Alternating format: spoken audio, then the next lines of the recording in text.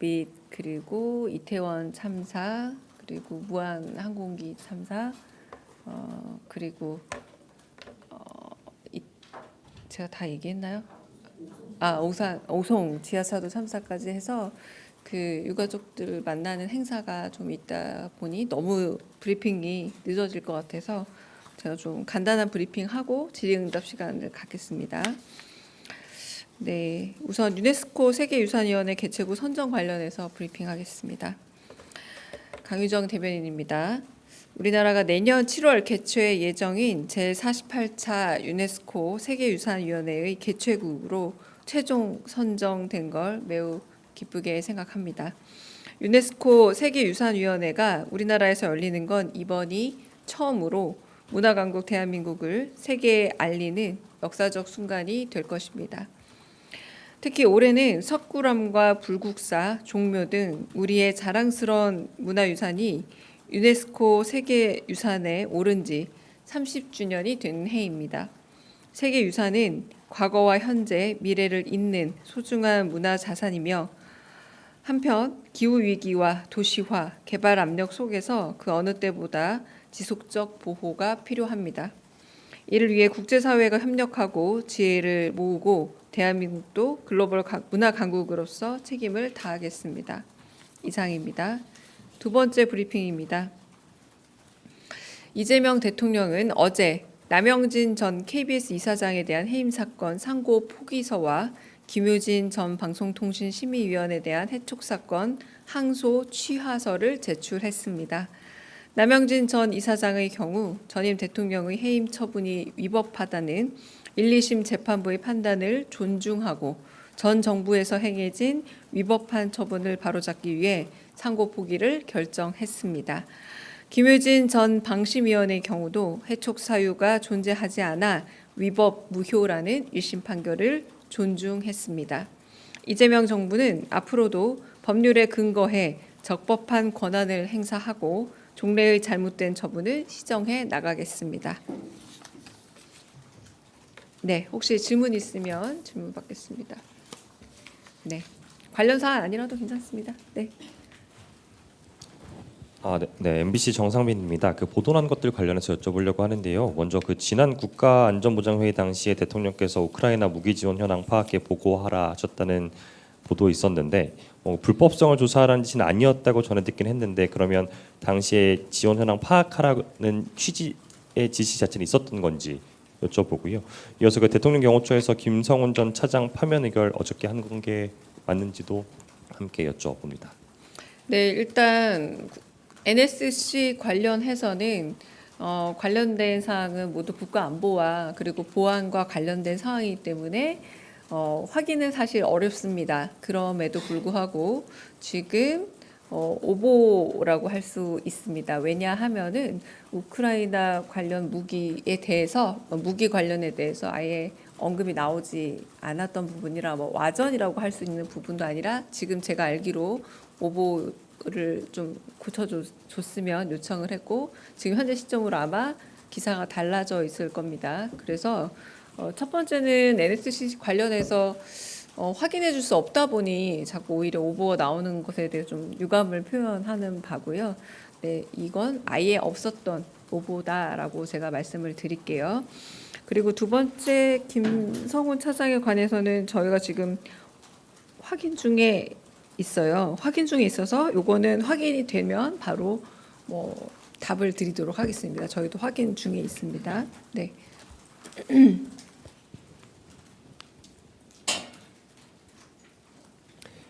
예, 안녕하세요. 매일경제의 성수원입니다. 한미 통상협상 관련해서 좀 여쭤보고 싶은데요. 이제 미국 쪽에서 우리 정부에 일본처럼 제조업 협력 강화 펀드 좀 조성을 요청을 했다. 이제 여항구 본부장이랑 베센트 장관이랑 관련된 협의가 있었다는 식으로 보도가 나왔는데 관련해서 좀 대통령실이 보고받은 거 있거나 사전 협의가 이루어진 게 있는지 말씀해 주시면 감사하겠습니다.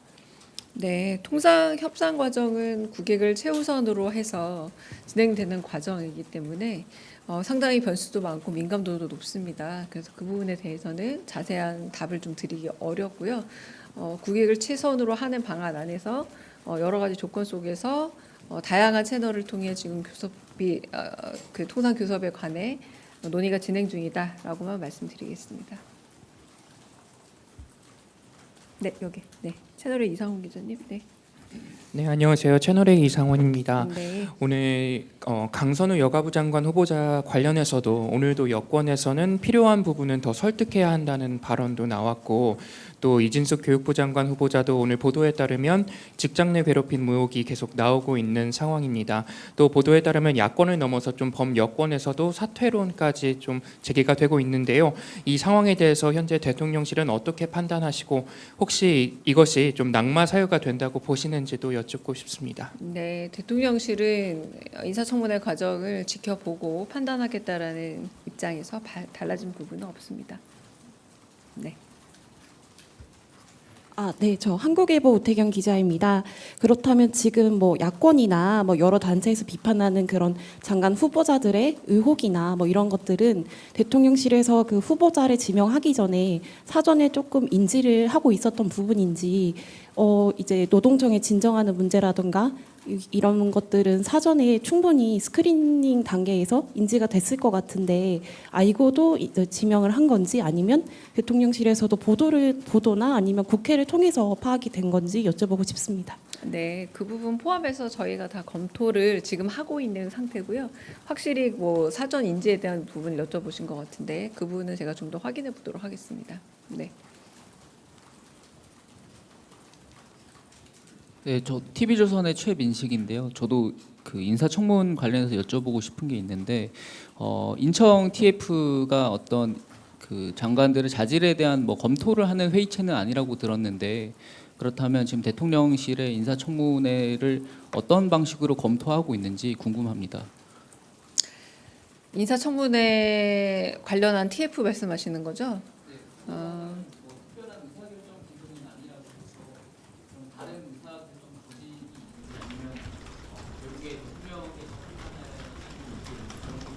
일단 인사청문 TF에 대한 좀 오해가 커진 것 같아서 좀 바로 잡겠습니다. 인사청문회 TF라는 건 국회와 그리고 그 대통령실이 인사에 관해 여러 가지로 정보를 공유하고 소통해야 될 부분이 있지 않습니까? 대표적인 게 인사청문회 뭐 과정, 일정 이런 것들이겠죠.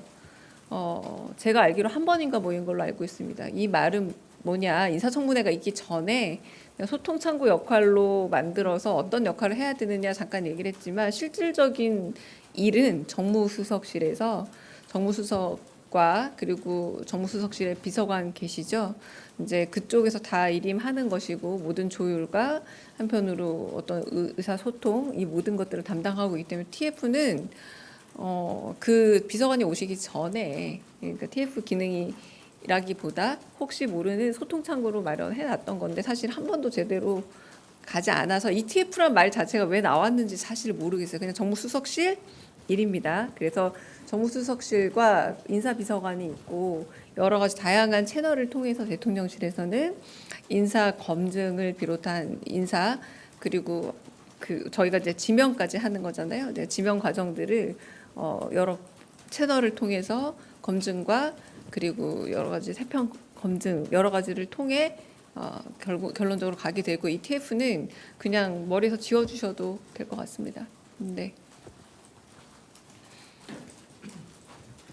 예, 대변인님, 그 뉴스원의 한재준 기자인데요. 어제도 드렸던 질문이긴 한데, 그 여한구 본부장님 그 농축산물 개방 관련 발언 관련해서 그 농림부는 이제 정부가 이런 거 좀 결정한 바 없다 이렇게 좀 공식 입장을 냈거든요. 근데 어제도 여쭤보긴 했었는데 좀 대통령실의 입장도 좀 여쭙고 싶어서요. 답변 네, 부탁드립니다. 어제 했던 말과 똑같습니다. 저희는 협상 과정에 임하고 있고 정해진 어떤 입장이나 혹은 뭐 태도는 없습니다. 그래서 협상 과정 중에 있는 이야기들을 말씀드릴 수도 없고요. 국익에 도움이 되지도 않는다고 생각합니다. 네, 네, 저 뒤에. 여기 먼저 듣고 허지원 기자한테 들을게요. 네. 네, 네. 한겨레 시향철입니다. 네. 오늘 아침 보도 보면 정책실이랑 안보실 사이에 관세 관련해서 대책반 마련해서 운영하고 있다 이런 이야기도 있었고, 그 위성락 실장 한 번 더 방미할 수 있다 이런 내용이 있었는데, 이 관련해서 진행되고 있는 게 있는지 궁금합니다. 뭐 그것도 아까 TF랑 비슷한 얘기인데요. 당연히 관세 협상과 관련해서 뭔가 이야기를 하려면 정책과 안보가 매일 뭐 혹은 다수의 회의를 거치면서 얘기하는 게 특별한 일이 아니라 매우 통상적인 대통령실의 업무 범위 안에 있다라고 말씀을 드리겠고, 그런 관점에서 안보실장께서 미국을 간다 안 간다 확정된 게 아니라 충분히 갈 수 있다, 어떤 상황이 있을 때 이 정도의 여지로 보시면 될 것 같습니다. 네, 그러니까 통상 업무 안에서 일어나는 일이지 특별히 또 특별한 일은 아니다, 이 정도로 받아들여 주시면 될 것 같습니다. 질문도 네, 허주영 기자님. 네. 네, 인천 관련해서는 그러면은 지금 나오는 의혹이랑 해명을 주의 깊게 본다고는 하셨는데, 결론을 내는 시점이 그럼 이번 주 모든 장관 후보자 인청이 끝나고 나서 내신다는 건가요? 그 시점에 대해서 좀 궁금합니다. 네, 시점도 사실은 고려 사항인 거죠. 그래서 그 부분에 대해서도 고려가 있을 겁니다. 그러니까 거기에 대해서 아직 뭐 시점 뭐 이런 것들도 결정된 바는 아직 없고, 지켜보고 지금 상황들을 주의 깊게 보고 있습니다. 네. 죄송합니다. 저 제일 뒤에 먼저 받을게요. 네. 네, 오마이뉴스 이경태 기자입니다. 네. 저 오늘 남영진 그 이사장 해임 취소 소송 관련해서 얘기를 해주셨는데 네. 그 말씀 중에 그 한상혁 전 방통위원장이나 김희철 전 KBS 사장 같은 경우도 전임 정부에서 대통령실과 소송을 진행 중에 있거든요. 이 부분에 대해서는 판단이 아직 나오지 않은 건가요?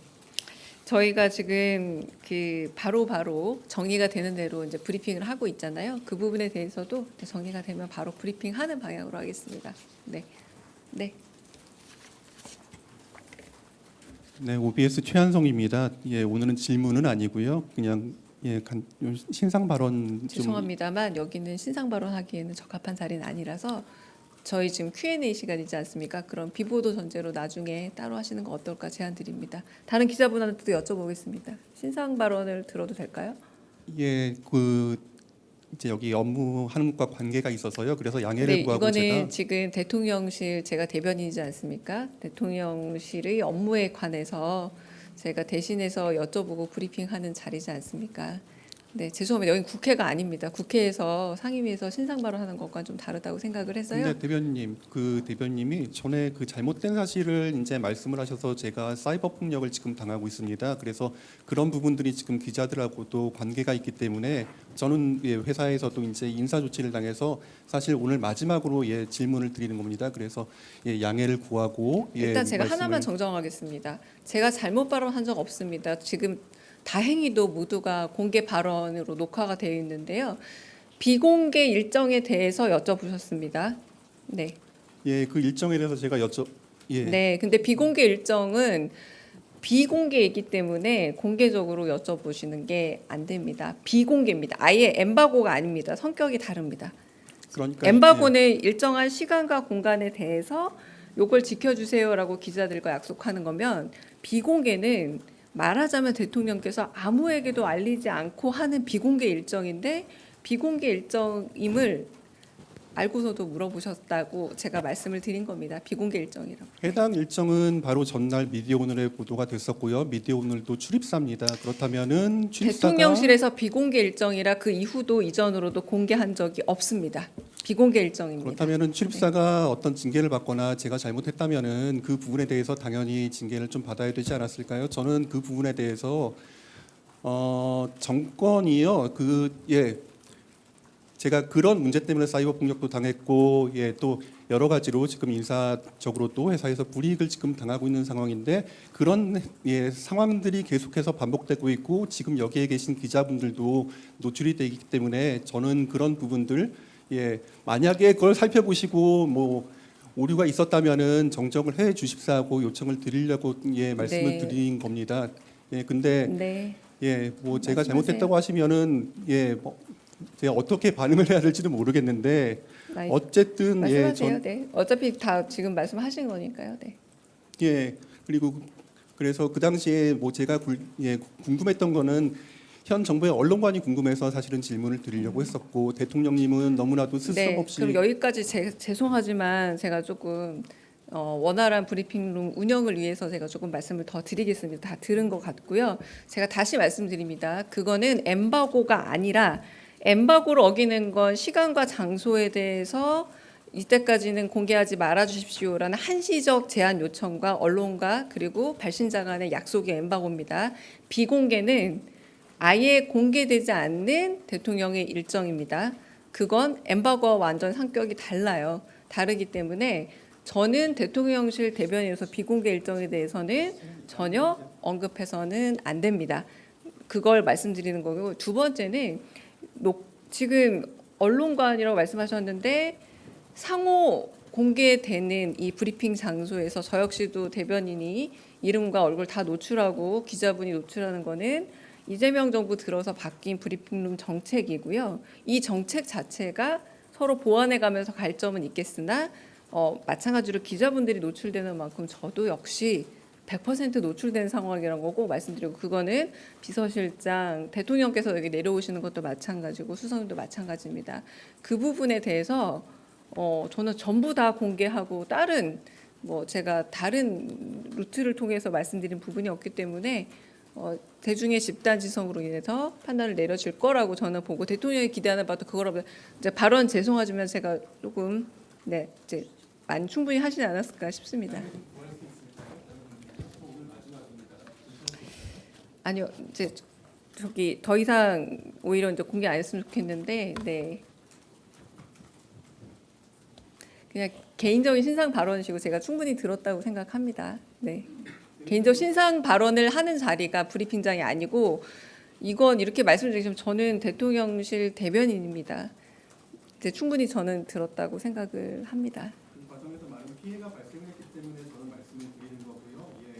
그 부분들에 대해서 저도 혹시 여기는 간사제도라는 게 왜 있습니까? 그런 이야기들을 간사님을 통해서 정식적인 루트를 통해서 전달하고 다양한 민원 과정을 거치는데 저는 지금 충분히 들었다고 생각을 하는데, 그 이후는 이건 공공의 시간 아닙니까? 대통령 지금 다른 일정 제가 두고 내려와서 공적인 대통령실에 여러 입장을 밝히는 자리인데 이제 그만하셨으면 좋겠습니다.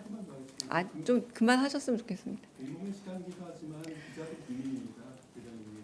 그래서 지금 정말 많은 시간을, 지금 여기 계신 기자 어떤 기자님보다 많은 시간을 제가 드리고 있습니다. 그리고 매번 그랬습니다. 언제나 질문 기회를 안 드린 적 없었습니다. 오늘도 마찬가지지만, 네, Q&A 시간입니다. 네.